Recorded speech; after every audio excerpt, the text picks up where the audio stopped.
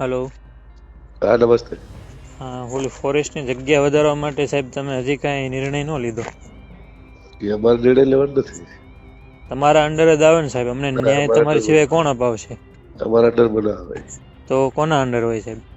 જાણી લેજો કોના અંડરમાં આવે. એ સાહેબ એ તમને મત આપ્યો છે કે અમે બીજા કોઈને આપ્યો છે?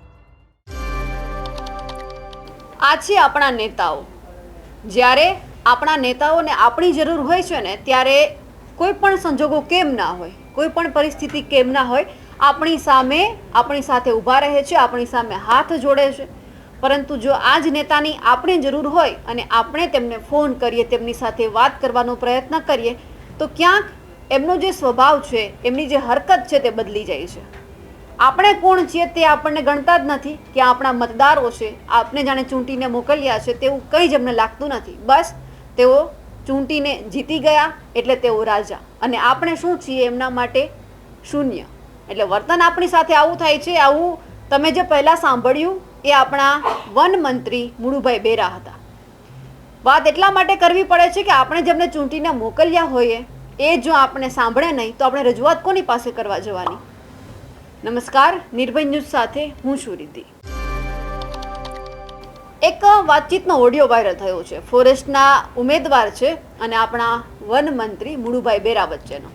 હવે ફોરેસ્ટના એક વિદ્યાર્થી એવું કહે છે કે તમે જે જાહેરાત બહાર પાડવાની છે તો ભરતી ક્યારે આવશે? તો મુળુભાઈ બેરાનો જવાબ એવો મળે છે કે એ મારા અંડરમાં નથી આવતું. હવે તમે વન મંત્રી છો તો રજૂઆત કોની પાસે કરવા જવાની? જ્યાં જેમની જરૂર છે એમની પાસે રજૂઆત કરવા અમે ના આવીએ તો ક્યાં જવાનું? હવે ફોરેસ્ટના ઉમેદવારો કે શિક્ષણ મંત્રી કુબેર ડિંડોર પાસે તો જશે નહીં.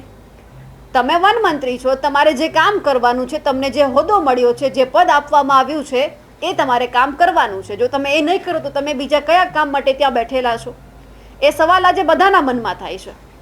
આ ઉમેદવારો છેલ્લા કેટલા સમયથી આંદોલન કરી રહ્યા છે, પણ પરિણામ શું મળ્યું છે? શૂન્ય. તમે અમારા અંડરમાં નથી આવતો, અમે તમારા અંડરમાં નથી આવતા, તો ક્યાં બધા ઉમેદવાર ગૂગલમાં સર્ચ કરવા જશે કે અમારે કોને રજૂઆત કરવાની? કંઈ ગામના સરપંચને તો કહેવા માટે નહીં જાય ને કે અમારી ભરતી કરો. તમે હોદ્દેને લાયક છો, તમને હોદ્દા ઉપર બેસાડ્યા છે તો તમારે સાંભળવું જ પડશે. અને તમારે એ પણ યાદ રાખવું પડશે, કારણ કે હવે સ્થાનિક સ્વરાજની ચૂંટણીઓ નજીક આવી રહી છે. જો તમે આવું જ વર્તન કરશો તો ક્યાંક પછી તમારે કોઈક લોકોને સામેથી ફોન કરવા પડશે કે થોડું જોઈ લેજો ને આ વખતે શું થાય એમ છે. પછી ક્યાંક તમને સામેથી એવો જવાબ ન મળે કે અમારી અંડરમાં નથી આવતું સાહેબ, તમે કામ નથી કર્યા એટલે અમે તમને મત નહીં આપીએ. ચૂંટણીનો પ્રવાહ ચાલુ રહેવાનો છે, તમારે લોકોની જરૂર પડવાની છે. જો તમે અત્યારે કામ ન કર્યું તો તમારે એ સમયે હાથ તો જોડવા જ પડશે. હા, પણ ક્યાંક એવું લાગે છે કે હવે તમે ટેવાઈ ગયા છો કે લોકોની સામે બે હાથ જોડીને ઊભા રહી જાઓ એટલે લોકો તમને મત આપી દે. પણ મત અમે તમને શા માટે આપીએ છીએ? અમારાથી એ કામ નથી થતા જે કામ તમે કરી શકો છો. તમે જે હોદ્દાને લાયક છો, જે પદને લાયક છો, એમના ઉપર તમને બેસાડી દીધા, પણ કામ તો તમારે કરવાનું છે. તમે હવે સીધા જ હાથ ઉપર કરીને કહી દો કે આ કામ અમારી નીચે નથી આવતું, અમારે નથી કરવાનું, તો જવાનું કોની પાસે? હવે આ ઉમેદવારો કેટલા લાંબા સમયથી આંદોલન કરી રહ્યા છે, તમે પરિણામ શું આપ્યું એમને? કંઈ જ નહીં. તમારી ફરજમાં આવે છે કે આ લોકોને તમે સાંભળો, એમની જે જરૂરિયાત છે તે પૂરી કરો. આપણું ભાવિ ભવિષ્ય છે. જો તમે એમની સાથે આવું કરશો તો આવનારો સમય પણ આપણા બધાનો આ ભાવિના હાથમાં જ છે. પછી ક્યાંક એવું ના થઈ જાય કે આપણે એમની સામે જઈને રગવું પડે કે આપણી વિનંતી એ લોકોને કરવી પડે. તમામ રાજકીય નેતાઓનો કંઈક આ જ વાંધો છે કે તેમને હોદ્દા ઉપર બેસાડી દે, તેમને ખુરશી આપી દે, પણ જ્યારે જરૂર હોય ત્યારે ના ફોન રિસીવ કરવાના, ના મળવા જઈએ તો કે સાહેબ હાજર નથી, સાહેબ કામમાં છે. સાહેબ એવા તે કયા કામમાં છે કે જેમને એ જે જગ્યા ઉપર બેસાડ્યા છે એ લોકોનું સાંભળવા માટે તૈયાર નથી? તો રજૂઆત કોની પાસે કરવાની? આ વિડીયો કે જે આ ઓડિયો વાયરલ થયો છે તે હજુ એક વખત સાંભળવો જરૂરી છે કે આપણા માનનીય જે વન મંત્રી છે મુળુભાઈ બેરા તે શું કહી રહ્યા છે. હલો. હા નમસ્તે. હા, ઓલી ફોરેસ્ટની જગ્યા વધારવા માટે સાહેબ તમે હજી કાંઈ નિર્ણય ન લીધો? એ અમારે નિર્ણય લેવાનો નથી. તમારા અંડર જ આવે ને સાહેબ, અમને ન્યાય તમારી સિવાય કોણ અપાવશે? અમારા અંડર મને આવે. તો કોના અંડર હોય સાહેબ? જાણી લેજો કોના અંડરમાં આવે. એ સાહેબ એ તમને મત આપ્યો છે કે અમે બીજા કોઈને આપ્યો છે? હલો. હા નમસ્તે. હા, ઓલી ફોરેસ્ટની જગ્યા વધારવા માટે સાહેબ તમે હજી કાંઈ નિર્ણય ન લીધો? કે અમારે નિર્ણય લેવાનો નથી. તમારા અંડર જ આવે ને સાહેબ, અમને ન્યાય તમારી સિવાય કોણ અપાવશે? અમારા અંડરમાં ના આવે. તો કોના અંડર હોય સાહેબ? જાણી લેજો કોના અંડરમાં આવે. એ સાહેબ એ તમને મત આપ્યો છે કે અમે બીજા કોઈને આપ્યો છે? હવે એક ઉમેદવાર છે, એક આશા સાથે તેમને ફોન કરે છે, તેમને વિનંતી કરે છે કે સાહેબ ભરતીનું શું થયું છે, પરંતુ સાહેબનો મિજાજ તો એટલો છે કે જવાબ તેઓ સરખો આપતા નથી. મારી પાસે નથી, મારી અંડરમાં ના આવે, મારાથી આ ના થાય, તમે જાણી લેજો.